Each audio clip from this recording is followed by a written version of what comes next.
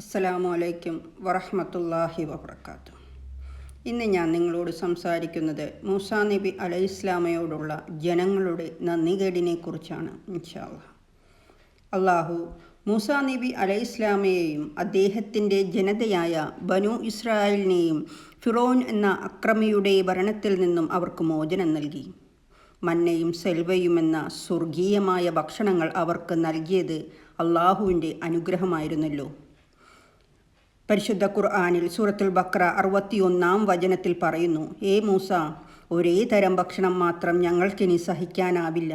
അതിനാൽ താങ്കളുടെ നാഥനോട് ഞങ്ങൾക്ക് വേണ്ടി ഭൂമിയിൽ നിന്നും അതിൻ്റെ വിളകളും വെള്ളരിയും ധാന്യങ്ങളും ഉള്ളിയും ഉൽപ്പാദിപ്പിക്കുവാൻ പ്രാർത്ഥിക്കുക എന്ന്.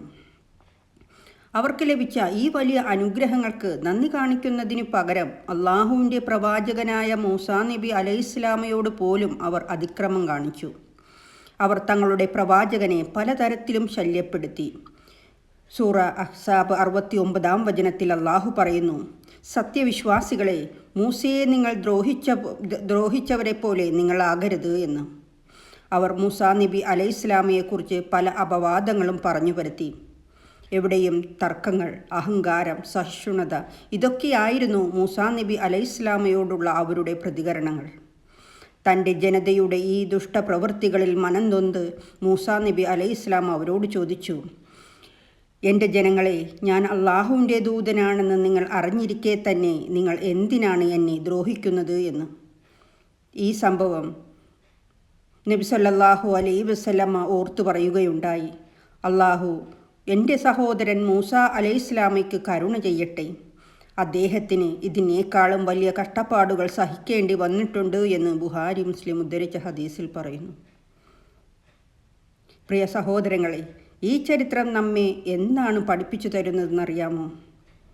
നമുക്ക് ലഭിച്ച എല്ലാ അനുഗ്രഹങ്ങൾക്കും നാം അള്ളാഹുവിന് നന്ദി പറയണം. നമ്മുടെ നേതാക്കന്മാരെയും അള്ളാഹുവിൻ്റെ മാർഗത്തിൽ നമ്മെ നയിക്കുന്നവരെയും ആദരിക്കുകയും ബഹുമാനിക്കുകയും വേണം. മറ്റുള്ളവരെ മുന്നിൽ നമ്മുടെ ദുഃഖങ്ങളും ത്യാഗങ്ങളും എപ്പോഴും എടുത്തു പറയാതെ ഹൃദയം കൊണ്ട് അള്ളാഹുവിന് നന്ദി പ്രകടിപ്പിക്കുക എന്നതാണ് ശ്രേഷ്ഠമായ കാര്യം. നമ്മുടെ ജീവിതത്തിലെ ഇഷ്ടമുള്ളതും ഇല്ലാത്തതുമായ എല്ലാ സാഹചര്യങ്ങളിലും നമുക്ക് ലഭിച്ച അനുഗ്രഹങ്ങൾക്ക് നന്ദി അറിയിക്കേണ്ടതും മാർഗദർശനം നൽകുന്നവരെ ഒരിക്കലും അപമാനിക്കരുതെന്നും ഈ സംഭവത്തിൽ നിന്നും നാം പഠിക്കേണ്ട ഒരു പാഠമാണ്. അള്ളാഹു നമ്മെ എല്ലാവരെയും അനുഗ്രഹിക്കട്ടെ എന്ന് പ്രാർത്ഥിക്കുന്നു. അസ്സലാമു അലൈക്കും വറഹ്മത്തുള്ളാഹി വബറകാതുഹു.